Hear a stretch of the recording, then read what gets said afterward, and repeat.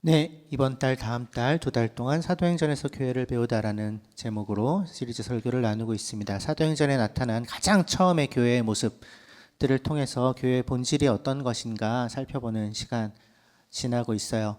첫 번째 주에 사도행전 1장 살펴봤죠. 교회가 하나님의 약속을 기다리고 하나님 나라의 이야기를 이어가고 또 부활의 증인으로 살아가는 공동체라는 이야기를 나누었고요. 지난주에는 2장과 4장 말씀을 통해서 이제 성령이 임한 교회, 그래서 복음을 증언하고 자기 중심적인 삶에서 돌이켜서 자기의 것을 나누어주는 그것이 성령께서 교회 안에서 하시는 일이다라는 이야기들을 나눴습니다. 그래서 오늘은 사도행전 6장 1절에서 7절을 같이 살펴보려고 그러는데요. 사도행전 6장의 교회는 점점 숫자가 불어나고 있는 교회였어요. 복음이 전해졌고 교회가 막 공동체가 만들어지고 제자들의 수가 계속해서 늘어나고, 근데 그 시점에 문제가 하나 발생한 이야기를 사도행전 6장은 우리에게 얘기를 해주고 있습니다. 교회 안에 항상 문제가 있습니다. 교회를 세우다 보면 여러 가지 문제들이 발생해요.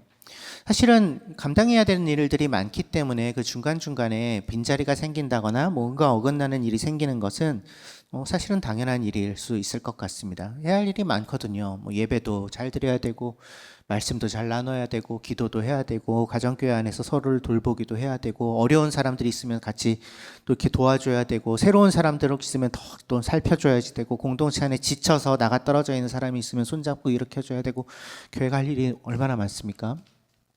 교회가 숫자가 늘어나면 사실은 그런 일들은 더 많아지겠죠.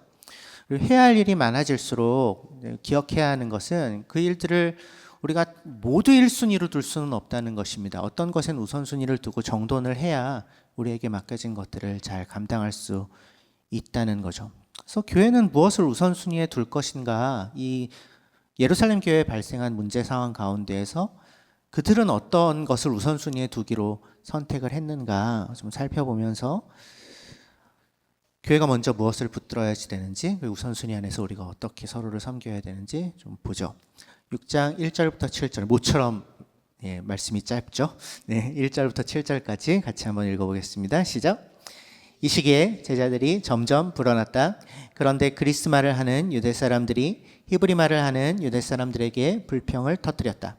그것은 자기네 과부들이 날마다 구호 음식을 나누어 받는 일에 소홀히 여김을 받기 때문이었다. 그래서 12사도가 제자들을 모두 불러놓고 말하였다. 우리가 하나님의 말씀을 전하는 일은 제쳐놓고서 음식 베푸는 일에 힘쓰는 것은 좋지 못합니다. 그러니 형제자매 여러분, 신망이 있고 성령과 지혜가 충만한 사람 7을 여러분 가운데서 뽑으십시오. 그러면 그들에게 이 일을 맡기고 우리는 기도하는 일과 말씀을 섬기는 일에 헌신하겠습니다.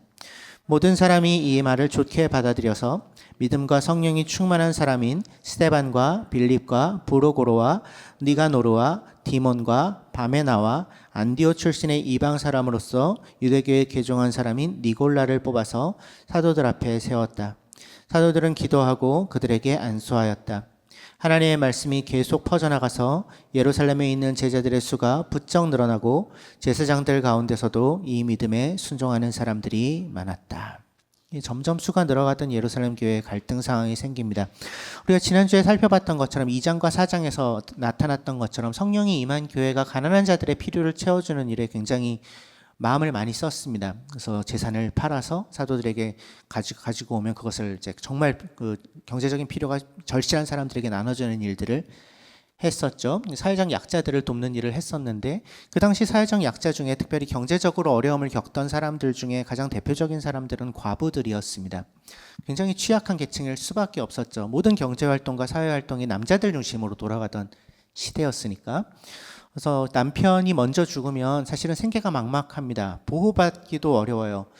그래서 교회가 과부들을 돌보는 일들을 굉장히 마음을 들여서 했고요. 사실 구약시대에 이스라엘도 그 일들을 했죠. 고아와 과부를 도와주는 일들을 굉장히 마음 쏟아서 했습니다. 하나님 나라 백성 공동체는 항상 그 일들을 했어요. 근데 여기서 바로 문제가 발생하는 거죠. 매일 음식을 그렇게 나눠주는 가운데, 이 경제적으로 어려운 사람들에게 음식을 나눠주는 가운데 헬라파 과부들이, 그리스 말을 하는 유대 사람들이라고 여기에는 나오죠. 그리스 말을 하는 유대 사람들 중에 있는 과부들, 헬라파 과부들이라고 부를게요. 그들이 뭔가 소홀히 여겨짐을 받게 된 거예요. 그 우선순위에서 밀려나는 일이 자꾸 생긴 거예요. 그래서 이 헬라파 유대인들이 이 히브리파 유대인들, 히브리 말을 하는 유대 사람들, 본토 유대인들 이렇게 부를 수도 있을 것 같은데 본토 유대인들에게 이제 불만을 떠들인 것입니다. 그러니까 당시 예루살렘 교회는 누가 주류였을까요? 본토 유대인들이 주류일 수밖에 없죠. 지역도 본토고 12사도 다 본토 출신이고 근데 이 헬라파 유대인으로서 그리스도를 받아들인 사람들, 이 사람들은 이제 타지에서 흩어져 살다가 그 6월절 명절을 쇠러 예루살렘에 온 사람들도 있었을 것이고, 또 오순절 사건을 겪으면서 그 중에 많은 사람들이 이제 제자들이 각 지역의 말로 이제 예수 그리스도의 소식을 전하고 막 이러면서 교회에 합류한 사람들도 있었을 텐데, 근데 어쨌든 예루살렘 교회 안에서는 이제 소수 그룹이었던 거죠. 상대적으로 소수 중에 더 약자인 이 헬라파 유대인들 과부들이 교회가 음식 나누어주는 일에서 소홀히 여김을 받게 된 것입니다. 소수 중에 더 소수였던 사람들, 어떤 의미에서는 그 교회의 구성원들 가운데 가장 약자인 사람들, 바로 그들이 돌봄에서 뭔가 밀려나고 있었던 거죠.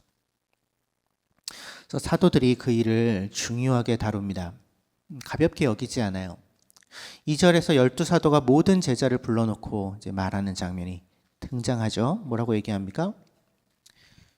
우리가 하나님의 말씀을 전하는 일은 제쳐놓고서 음식 베푸는 일에 힘쓰는 것은 좋지 못합니다 라고 말합니다. 12사도, 예수님의 제자들의 가룟 유다 대신 들어온 마띠아까지 12명이 채워진 그 제자 공동체가 모든 성도들을 다 불러놓고, 우리들은 말씀을 전하는 일을 제쳐놓고 음식 베푸는 일에 지금 마음 쓸 수가 없어요. 그건 좋지 못한 일이에요. 이렇게 얘기해요. 그러니까 사도들이 자신들이 해야 할 가장 우선적인 일은 말씀 전하는 일이라고 여겼다는 거죠. 말씀 전하는 일을 제쳐놓고 다른 일을 하는 건 적절하지 않다라고 판단했다는 거예요. 이 얘기는 사도들이 가난한 자들에게 음식을 나누어 주는 일을 별로 중요하지 않은 일이라고 말했다는 것이 아닙니다. 당장 교회가 먹을 것이 없는 사람들에게 음식 나누어 주는 일은 굉장히 중요한 일이었는데, 분명히 중요한 일이었어요. 중요한 일이 아니었으면 이렇게 반응할 이유가 없죠. 모든 성도들을 다 불러 모아서 이렇게 막 문제를 해결하려고 나설 이유조차도 없겠죠. 근데 사도들이 그럼에도 불구하고 자신들이 해야 되는 우선순위가 무엇인지를 분별하고 있다는 것에 주목할 필요가 있습니다. 자기들이 모든 일을 다 할 수는 없다는 걸 인정한 거죠. 그래서 우선순위가 필요하다. 우리가 배워야 할 교회의 중요한 본질 중에 하나가 이것입니다. 본질적인 원리요. 누가 우선적으로 어떤 역할을 해야 할까를 분별하는 것은 굉장히 중요하다는 것입니다. 건강한 교회는 모든 사람이 모든 일을 다 하지 않습니다. 각자에게 맡겨진 일들을, 그것이 무엇인지를 분별하고 각자 자기가 맡은 일에 우선순위를 두고 그 역할을 따라서 함께 주님의 몸을 세워가는 것이 건강한 교회의 모습이죠. 4절에서 사도들은 이야기합니다. 우리는 기도하는 일과 말씀을 섬기는 일에 헌신하겠습니다. 사도들이 사도로서 해야 되는 가장 중요한 일이 두 가지라는 것이에요. 기도와 말씀. 이 사도들은 예수님의 공생의 기간 동안 내내 예수님을 따라가 다녔던 사람들이었죠. 예수님이 가르치시던 말씀을 직접 들었던 사람들, 예수님의 죽으심과 부활을 직접 목격한 사람들, 그렇기 때문에 그들에게는 맡겨진 책임이 있었습니다. 예수 사건, 그분의 가르침, 그분의 삶, 그분의 죽으심, 그분의 부활, 그 사건을 그들이 가지고 있었던 하나님의 말씀, 구약 성경이죠. 구약 성경의 빛 아래에서 그 예수 사건을 해석해서 성도들에게 설명해야 되는 책임을 이들은 맡고 있었어요. 이게 사도행전 2장에서 베드로가 했던 역할이죠. 3,000명을 회심시켰던 그 설교 때 오순절 성령 강림 사건, 성령이 오신 그 사건을 요엘서를 통해 가지고 베드로가 설명하고요. 예수님의 죽음과 부활을 시편 말씀을 인용하면서 베드로가 설명하는 장면을 우리가 지난주에 읽어봤습니다. 그게 사도들이 했던 일이에요. 예수께서 누구신지, 십자가의 부활을 우리는 어떻게 이해해야 하는지, 성령께서 임하신 교회는 어떻게 살아야 하는지, 그것을 그들이 가지고 있는 말씀 안에서 해석하고 그것을 선포하는 역할을 맡은 사람들이었죠. 이건 사실은 그 당시 예루살렘 교회 이들만이 할 수 있는 일이기도 했어요. 그래서 사도들이 우리가 하나님의 말씀을 제쳐놓을 수 없다라고, 그것이 우선순위다라고 얘기한 것은 뭐 자기들이 특별한 지위에 있다는 것을 드러내는 것도 아니고요, 뭐 특권을 주장하는 것도 아니고요, 그냥 그 일이 자기들에게 맡겨진 우선적인 책임이라는 얘기예요. 그러니까 교회 안에서 하나님의 말씀이 바르게 전해지는 일이 그만큼 중요한 일이니까요. 오늘날의 교회에서도 이런 역할을 맡은 사람들이 있습니다. 주로 목사님들이죠, 목회자들이죠. 물론 오늘날의 목회자가 뭐 사도들과 동등한 권위를 가지고 있다거나 이렇지는 않습니다. 누군가 내가 사도다 이렇게 부르는 사람들 요즘에도 종종 있거든요. 신사도주의 뭐 이렇게 부르는, 근데 이단이죠. 사도들은 굉장히 특별한, 교회 역사 속에서 굉장히 특별한 사람들이에요. 예수 그리스도를 직접 본 사람들이고 교회의 기초를 놓았던 아주 독특한 증인들이었고, 역사 속에서 굉장히 특별한 자리를 차지하고 있는 사람들입니다. 그런데 우리가 꼭 기억해야 하는 것은, 우리가 지금 함께 이루고 있는 오늘날의 교회 역시 이 사도들이 놓은 기초 위에서 쭉 세워져 왔다는 것입니다. 그 사도적인 증언, 사도들의 증언이 성경을 통해서, 그리고 교회의 역사를 통해서 우리에게까지 흘러온 그 거대한 물결이 있었다는 거죠. 그래서 2000년 동안 교회는 사도들이 했었던 바로 이 역할, 말씀을 전하고 기도에 전념하는 이 역할을, 초대교회는 감독들이 그 역할을 했고요, 장로들이 그 역할을 했고요, 로마 카톨릭의 시대에는 사제들이 그 역할을 했고요, 종교개혁 이후에 개신교회는 말씀의 선포를 이제 목회자들이 하는 굉장히 중요한 일들로 두었습니다. 그래서 지난 2000년 동안 교회는 한결같이 역사 속에서 여러 형태들은 달랐지만 말씀을 가르치고 성례를 집전하고 예배를 드릴 수 있도록 돕고 공동체를 그렇게 말씀 안에서 세우는 역할을 소중히 여기면서 지난 2000년을 걸어왔어요. 왜 그렇게 한 거죠? 종교인들 먹고 살게 하기 위함인가요? 아니요, 그렇지 않습니다. 2000년 동안 교회가 교회 안에서 말씀을 바르게 전하고 바르게 듣는 일이 중요하다고 여겼기 때문입니다. 그래서 누군가를 세워서 그 일을 전담하게 해온 것입니다. 그만큼 중요한 일이기 때문에. 그래서 지난 2000년 동안 교회는 말씀 전하는 일을 아무에게나 맡기지 않았습니다. 오랜 시간 동안 성경을 연구하고 배우고, 또 공동체 앞에서 그걸 검증받고 말씀 앞에서 자기를 낮추고 이걸 훈련받은 사람들에게 이 일을 맡겨왔어요. 중요한 것은 그 사람이 뭐 어떤 지위를 가지냐, 그게 중요한 건 하나도 전혀 중요하지 않고, 교회 안에서 하나님의 말씀이 바르게 전해지는 일이 중요했기 때문이죠. 그래서 교회가 말씀에 우선순위를 둔다는 것은 하나님의 말씀 앞에 교회 전체가 함께 겸손하고 낮은 자세를 가져야 한다는 말입니다. 이것은 말씀을 전하는 이도 마찬가지고 듣는 이도 마찬가지입니다. 그 말씀 앞에서 순종하는 마음으로 그 자리로 부름받았다라는 것을 꼭 기억할 필요가 있죠. 기도도 마찬가지입니다. 사도들이 우리가 기도에 헌신하겠다라고 한 거는 나 개인 경건 생활 잘할게요 라고 이 얘기를 한 게 아니에요. 이들이 얘기하는 이 기도는 교회 안에서 하나님의 뜻을 분별하는 것입니다. 기도함으로 하나님의 뜻이 무엇인지를, 이 교회를 이끌어 가시는 방향이 무엇인지를 분별하는 것이었죠. 교회가 어떤 길로 가야 되는지, 복음이 어떻게 전해져야 되는지, 공동체 안의 문제들은 어떻게 다뤄야 되는지, 이 사도들이 하나님 앞에 열심히 기도하면서 그 일을 앞장서서 분별하는 역할들을 했던 거죠. 그래서 교회는 말씀을 듣고 기도하면서 그 말씀 안에서 우리에게 전해지는, 또 기도 가운데 분별되는 하나님의 뜻을 분별하는 공동체입니다. 말씀과 기도 없이 교회는 존재할 수 없습니다. 이 기둥이 무너지면 교회가 뭐 이런저런 일들을 할 수는 있겠지만 방향을 잃어버립니다. 바쁘게 움직여도 하나님이 가라고 하시는 길을 놓치기 너무 쉽습니다. 말씀이 그래서 중요하고요. 기도로 분별하는 일이 중요합니다. 그 일은 그리고 교회를 책임지고 있는 이들이 앞장서서 합니다. 교회 지도자들이 하죠. 그래서 사도들이 그 일을 한 것입니다. 말씀과 기도에 전념하겠다고 말하고 있는 것이죠. 자신들을 위해서 그것을 선택하는 것이 아니라 교회를 위해서, 교회가 교회로 서게 하기 위해서. 그러나 동시에 우리가 반드시 기억해야 할 것이 있습니다. 아까도 얘기했지만 사도들이 말씀과 기도에 전념하겠다, 우선적으로 헌신하겠다고 말한 것이 그들이 음식을 베푸는 일, 구제의 일, 그것을 소홀히 여기거나 안 하겠다고 얘기하는 것이 아닙니다. 그건 너무 중요한 일이어서 교회가 포기할 수 없는 일이기 때문에 그들은 그 일을 교회가 잘하기 위한 방법을 찾습니다. 그게 3절이죠. 그러므로 형제자매 여러분 가운데서 신망이 있고 성령과 지혜가 충만한 사람 7을 여러분 가운데서 뽑으십시오. 그러면 그들에게 이 일을 맡기겠습니다. 이렇게 얘기합니다. 가난한 사람들을 돌보는 일, 베푸는 일, 굉장히 중요한 일이라는 것을 얘기하고 있는 것입니다. 아무나 대충 시킬 수 있는 일이 아니라고 얘기하고 있어요. 누구를 뽑으라고 말하고 있습니까? 그 일을 맡기기 위해서 몇 가지 조건이 있습니다. 첫 번째, 신망이 있는 사람, 즉 공동체가 신뢰할 수 있는 사람. 또 성령과 지혜가 충만한 사람. 식량을 나누는 일을 하기 위해 신망이 필요하고요.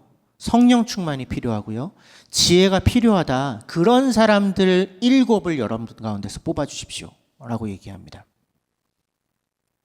그래서 5절에 그렇게 뽑힌 7사람이 등장하죠. 스데반, 빌립, 브로고로, 니가노르, 디몬, 바메나, 그리고 리골라.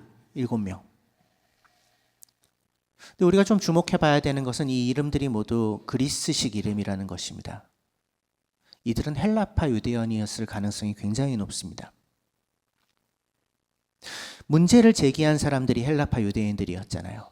그들의 과부들이 소홀히 여김을 받고 있었기 때문에. 근데 바로 그 문제를 해결하기 위해 예루살렘 교회는 헬라파 공동체가 신뢰할 수 있는 것 같아 보이는 사람들을 세웁니다. 그들에게 이 일을 맡기죠. 그것은 이 예루살렘 교회가 첫 번째 교회가 갈등을 해결한 방식의 굉장히 중요한 지혜 하나를 우리에게 보여줍니다. 사도들이 문제를 덮지 않아요. 아무것도 아닌 것처럼 치부하지 않습니다. 또는 야 우리가 다 알아서 잘할 테니까 조용히 해. 뭐 이렇게 윽박지르지 않습니다. 그래서 기존의 그 리더들이 모든 권한권을 다 움켜쥐고 있으려고 하지 않아요. 오히려 그 문제를 발견하고 그 문제를 제기한 사람들 또는 어떤 소회나 그런 문제의 당사자가 된 사람들, 그 사람들이 신뢰할 수 있는 사람들에게 실질적인 권한을 나눕니다. 한 굉장히 중요한 교회의 사역에 대해 재정과 행정의 책임을 전적으로 맡긴 거죠. 단순히 인사조치 이런 것이 아니고요. 문제의 당사자들을 배려하는 사실은 최선의 선택이죠. 구조를 만든 거죠. 좋은 마음으로 어떻게 잘 있다 보면, 사랑하다 보면 해결돼, 이게 아니고 그 사랑이 실제로 가능하도록 만드는 구조, 어떤 질서, 이런 것들을 만든 것입니다.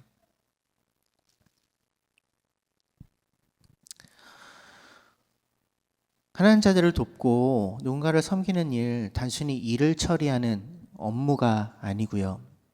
그 일은 하나님의 사랑을 흘려보내는 일이죠. 하나님의 사랑으로 누군가를 세우는 일이죠. 상처받은 사람을 살피고 소외된 사람들을 돌보고 공동체 안에서 공정함과 사랑이 함께 드러나도록 애쓰는 일. 그렇기 때문에 그 일은 인품과 신앙과 지혜를 모두 갖춘 이들이 해야 할 일인 거죠. 교회가 말씀과 기도를 우선순위에 둬야 된다라고 아까 말씀드렸는데 그것은 말씀과 기도만 잘하면 되는 얘기가 아니고 말씀을 진지하게 붙잡고 기도에 힘쓰는 교회일수록 하나님의 마음을 품고 그 하나님의 마음이 흘러가는 대상들을 돌보게 된다는 말입니다. 기도하는 교회일수록 말씀 앞에 겸손하게 서는 교회일수록 고통받는 사람들의 상황과 그들의 이름과 그들의 얼굴을 하나님 앞에 가지고 나아가고 구체적으로 그들을 섬기죠. 그래서 말씀과 기도가 섬김을 약하게 하지 않고요. 말씀과 기도는 그 섬김의 방향을 선명하게 하고요. 말씀과 기도는 이 섬김이 어떤 의무감이나 성과나 내게 주어진 어떤 업무이기 때문에 하는 것이 아니라 하나님의 사랑 때문에 하는 일이다라는 것을 다시 한번 붙잡게 만듭니다. 그래서 교회는 말씀과 기도에 우선순위를 두어야 하는데 그 목적은 하나님 나라의 모습, 하나님의 사랑이 더 구체적으로 나타나게 하기 위해서, 방향을 잃지 않게 하기 위해서, 중심을 잡게 하기 위해서인 것입니다. 사도행전 2장과 4장에서 지난주에 살펴봤던 성령이 임한 교회가 각자 자기의 소유를 자기 거라고 주장하지 않고 필요한 사람들에게 그것을 나눠주는 공동체였다라는 얘기를 했죠. 4장에서 그들 가운데는 그래서 가난한 사람이 하나도 없었다 이렇게 얘기했죠. 단순한 미담이 아니라 그것이 하나님의 나라의 모습을 그들이 드러냈던 방식이었습니다. 하나님의 나라를 말로만 선포하지 않았고요. 왜냐하면 하나님의 나라는 하나님의 다스림의 질서가 이 땅 가운데에, 이 땅에서 우리가 맺는 관계와 삶의 방식과 이런 여러 가지 안에서, 우리의 삶의 현장 안에서 실제로 드러나는 것이기 때문에 약한 사람들이 외면받지 않고, 배고픈 사람들이 굶지 않고, 소외된 사람들이 공동체의 식탁 안으로 다시 들어오게 되는 것, 이것이 하나님 나라에서 보여주는 굉장히 중요한, 하나님의 식탁의 앞에 모두가 참여하는 하나님 나라의 구체적인 모습이기 때문에 교회가 그 일을 한 것입니다.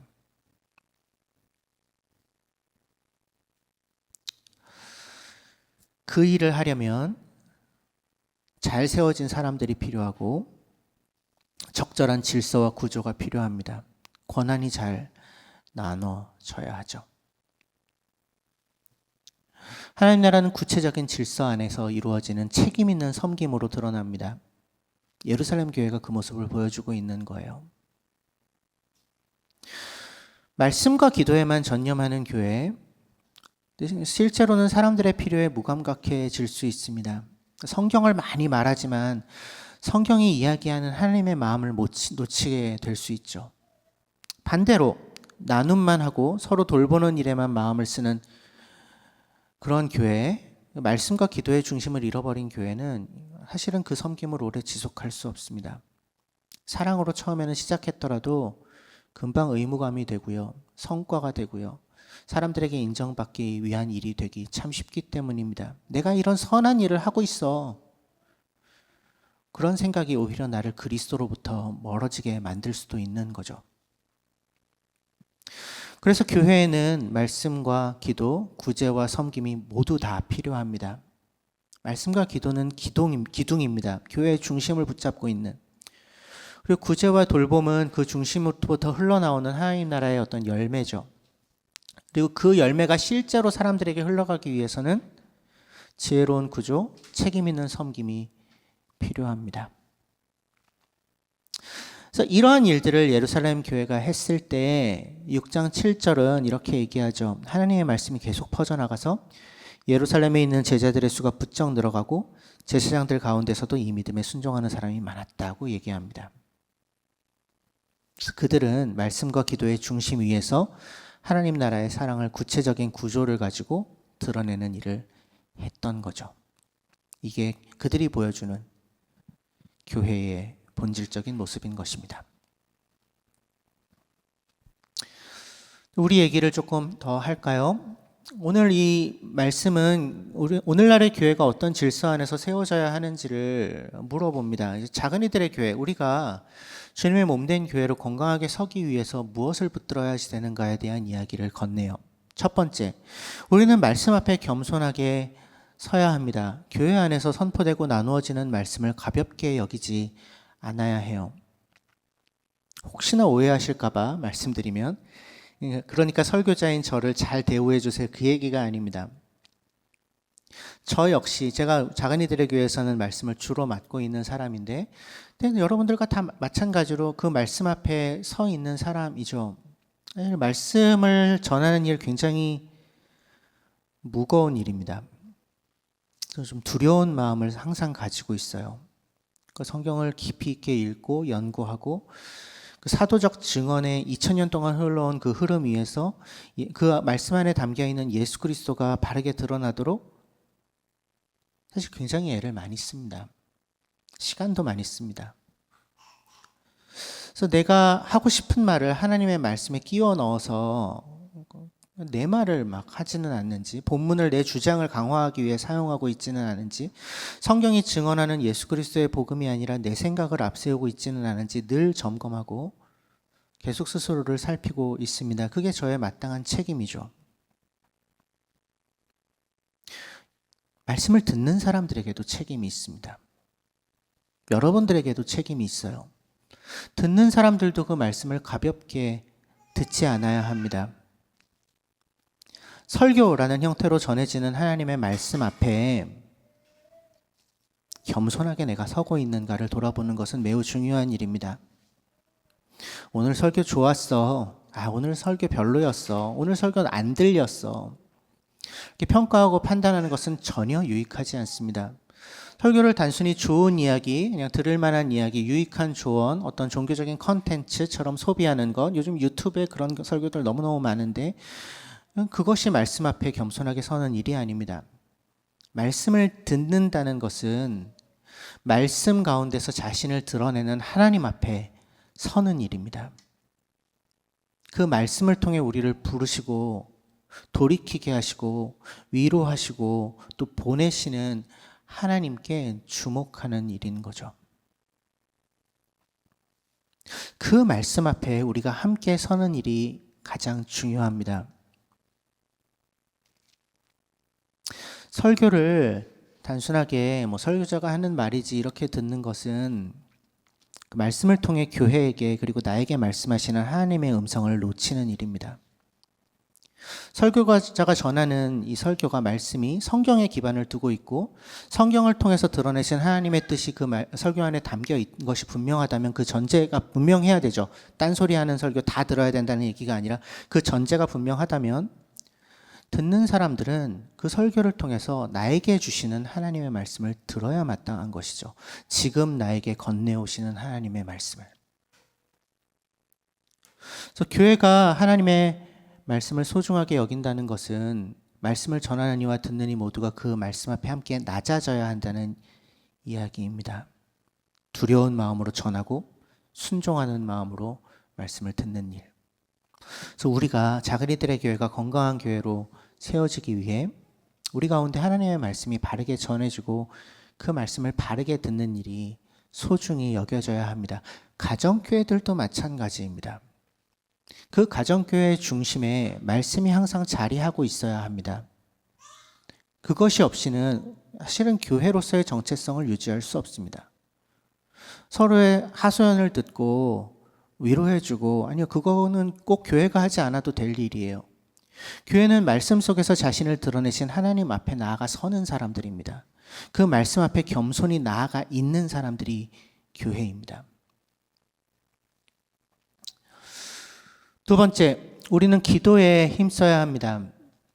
사도들이 기도하는 일과 말씀을 섬기는 일에 헌신하겠다고 말했죠. 말씀만 섬기겠다라고 하지 않고 기도도 함께 섬기겠다 이렇게 얘기합니다. 기도는 아까도 얘기했지만 분별하는 것이에요. 교회의 어떤 방향을 분별하는 거죠. 하나님의 뜻이 무엇인지, 우리가 무엇을 해야 되는지, 무엇을 하지 말아야 되는지, 누구를 돌봐야 되는지, 어떤 사명을 향해서 나아가야 되는지 하나님 앞에 머물러서 그분의 뜻을 여쭙는 것이 기도입니다. 우리 교회에서도 마찬가지입니다. 리더들의 기도는 그러해야 하죠.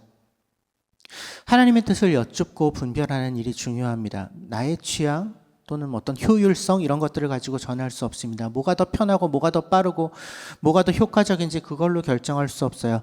하나님의 말씀을 함께 여쭙고 그 말씀에 순종하는 교회여야 하는 거죠. 그래서 교회 지도자들, 우리 교회에선 목자들 가장 앞장서 기도해야 할 책임이 있습니다. 섬기는 사람들, 교회를 향한 하나님의 뜻을 분별하기 위한 책임을 가지고 있는 사람들입니다. 회의하는 것보다, 뭔가를 판단하는 것보다, 결정하는 것보다, 문제를 해결하는 것보다 먼저 기도해야 하는 거죠. 목자들만 그 역할을 합니까? 아니요. 교회 전체가 하나님의 뜻을 묻는 자리로 나아가야죠. 하늘 가족들도 그 기도에 동참하는 것이 마땅하죠. 공동체를 위해서, 교회를 위해서 기도해야 합니다. 우리 교회를 또 이끌어가고 있는 목사님들을 위해서 기도해 주셔야지 됩니다. 또 우리 안에서 말씀을 전하고 듣는 일들이 바르게 일어날 수 있도록 기도해 주셔야지 됩니다. 우리 가운데 약한 사람들, 지쳐있는 사람들, 돌봄이 필요한 사람들을 위해서 기도해야 합니다. 기도하지 않는 교회에는 결국 사람의 생각만이 남습니다. 기도하지 않는 교회는 결국 자기 주장만 강해집니다. 기도하지 않는 교회는 어떤 문제를 보더라도 하나님의 마음으로 그 문제를 다룰 수가 없습니다. 그래서 함께 기도해야 합니다. 성령께서 우리 가운데 하나님의 뜻을 분별하게 하시도록, 그래서 우리를 말씀 앞에 낮추시고 사랑의 자리로 보내시도록 기도해야 합니다. 셋째로, 우리는 교회 안에서 각자 자신의 역할이 무엇인지를 정직하게 물어야 합니다. 사도행전 6장에서 헬라파 유대인들이 제기했던 문제 제기는 정당한 것이었죠. 헬라파 과부들이 구제해서 소홀히 여겨진 일은 실제로 일어난 일이니까요. 그 문제 제기를 하는 목소리 때문에 예루살렘 교회는 자신들이 놓치고 있는 것이 무엇인지를 보게 되었어요. 그렇기 때문에 교회 안에서 문제를 말하는 것, 이것이 문제예요 라고 말하는 것 자체가는 굉장히 중요한 일입니다. 교회가 같이 보지 못하는 것을 드러내는 일이니까요. 그 말로, 그 문제를 드러내는 말로 교회가 살아날 수 있습니다. 그런데 문제를 말하는 데서 멈추고 나는 그것을 지적하는 것까지가 내 역할이야 라고 하는 것은 문제가 있습니다. 그것은 주님의 몸인 교회의 지체된 자로서의 적절한 태도는 아닙니다. 사도행전 6장의 예루살렘 교회가 교회의 그 내부의 문제를 발견하고 그 문제를 해결할 수 있는 구조를 만들고 사람들을 세웠다는 것을 다시 보십시오. 소외된 사람들이 신뢰할 수 있는 사람을 세웠습니다. 실제적인 권한을 맡겼어요. 근데 이 사람들이 이 문제 제기를 했던 사람들과 다른 사람들이었을까요? 아마 헬라파 유대인들의 지도자 역할을 하는 사람들이었을 거거든요. 이 7 집사는 신망이 있고 성령과 지혜가 충만한 사람들이니까 아마 이 문제 제기에 앞장섰던 사람들이었을 가능성이 굉장히 높죠. 그들이 했던 것은 우리에게 이런 문제가 있으니까 사도들 당신들이 알아서 해결하시오, 이게 아니었습니다. 앞장서서 같이 책임지고 같이 해결하는 모습을 이들은 보여준 거죠. 문제를 제기했던 바로 그 사람들이 그 문제를 앞장서 해결하게 되는 그런 역할을 감당하게 됐다고 얘기할 수 있는 거죠. 그래서 우리가 배워야 할 것은 문제를 말하는 데서 멈추지 말아야 한다는 것입니다. 무언가 문제가 있다는 것이 발견됐다면 그것을 잘 드러내는 것, 지혜롭게 잘 드러내는 것도 중요하지만 그 문제를 해결하기 위해서 나는 어떤 역할을 할까? 그 문제를 해결하고 함께 책임질 수 있는 구조를 만들고 나에게 맡겨진 역할을 감당하고 그렇게 주님의 몸을 세우는 일에 나는 어떤 일을 해야 할까를 고민하는 일입니다. 교회는 그리스도의 몸이고 몸에는 그 여러 지체가 있고 각각의 지체는 맡은 역할이 있습니다.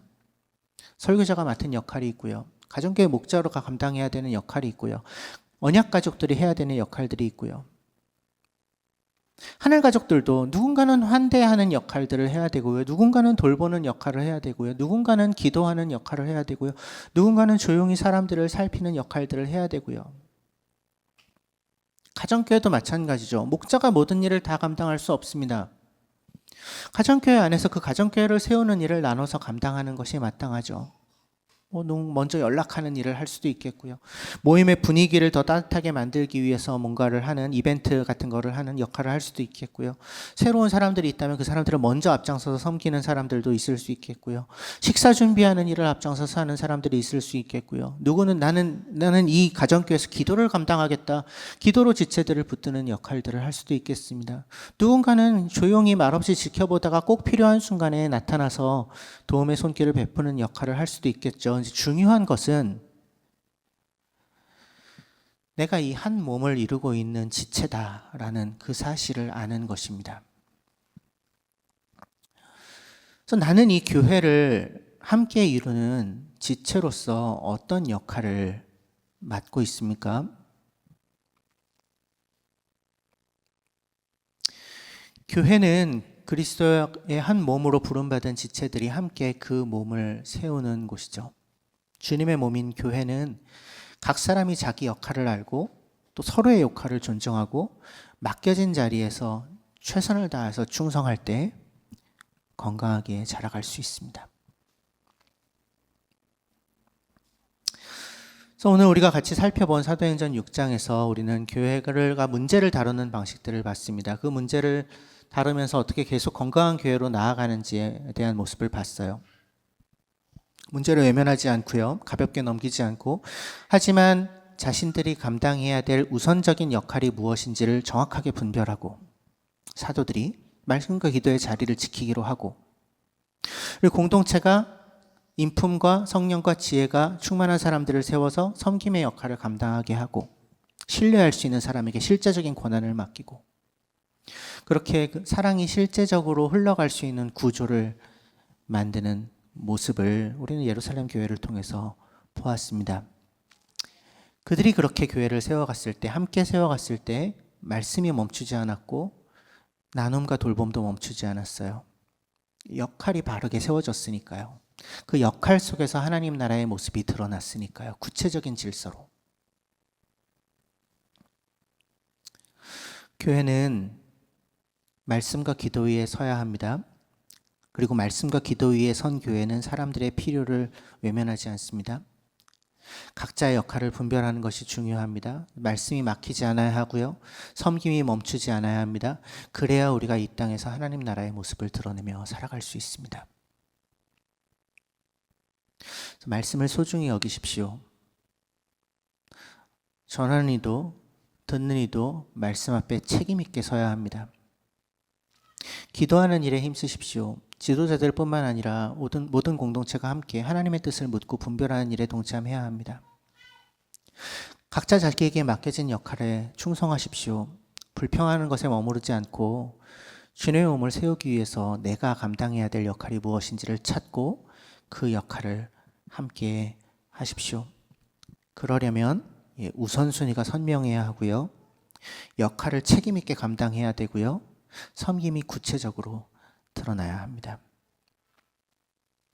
이번 한 주 우리의 삶이 그리고 우리의 교회가 말씀과 기도의 자리를 우선적으로 소중히 여기고 또 주님의 몸된 교회 안에서 우리에게 맡겨진 역할을 따라서 하나님의 나라의 모습을 드러내는 하나님의 사랑으로 공동체와 이웃을 섬기는 그러한 삶을 살 수 있게 되기를 간절히 소망합니다.